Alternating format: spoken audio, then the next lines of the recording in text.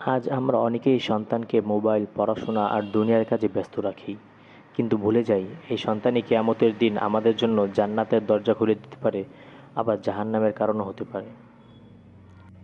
সন্তান আল্লাহর অমূল্য নিয়ামত। সন্তান আল্লাহর দান করা এক মহান নিয়ামত।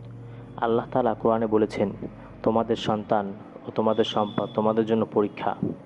এর মানে হলো সন্তান শুধু খুশির উপহার নয়, বরং আমাদের জন্য পরীক্ষা। আমরা কিভাবে তাদের গড়ে তুলছি সেই হিসাব কিয়ামতের দিন দিতে হবে। আমরা অনেক সময় মনে করি সন্তানের দায়িত্ব মানে ভালো স্কুলে ভর্তি করানো, সুন্দর জামা কাপড় দেওয়া, কিন্তু ইসলাম শিখিয়েছে সন্তানের আসল দায়িত্ব হলো তাকে সৎ, আল্লাহ ভীরু ও নেক মানুষ হিসেবে গড়ে তোলা।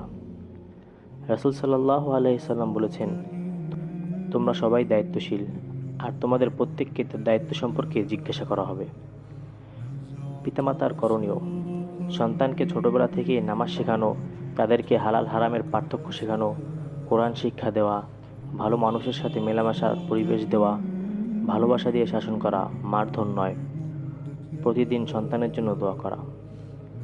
রাসূল সাল্লাল্লাহু আলাইহি সাল্লাম বলেছেন, মানুষ মারা গেলে তার সব আমল বন্ধ হয়ে যায়, তবে তিনটি জিনিস চলতে থাকে: সদকায়ে জারিয়া, উপকারী জ্ঞান আর নেক সন্তান যে তার জন্য দোয়া করে। অর্থাৎ যদি তুমি সন্তানকে সঠিকভাবে গড়ে তোলো, মৃত্যুর পরও তারা তোমার জান্নাতের সোপান হয়ে যাবে। বাস্তব উদাহরণ: দুনিয়াতে আমরা দেখি কেউ সন্তানকে অবহেলা করেছে, পরে সেই সন্তান বাবা মায়ের প্রতি অশ্রদ্ধাশীল হয়েছে। আবার কেউ সন্তানকে ইসলামিক শিক্ষা দিয়েছে, পরে সেই সন্তান বাবা মায়ের জন্য দোয়া করেছে এবং সমাজে আলো ছড়িয়েছে। এখানেই বোঝা যায় সন্তানের প্রতি পিতামাতার দায়িত্ব কত বড়। আজ দুনিয়াতে আমরা সন্তানের জন্য যত কষ্ট করি সেটা হয়তো কাগজের সার্টিফিকেটে শেষ হয়ে যাবে, কিন্তু যদি সন্তানকে ইসলামের পথে গড়ে তুলি, তবে সেই সন্তানই কিয়ামতের দিন আমাদের আলোকিত করবে।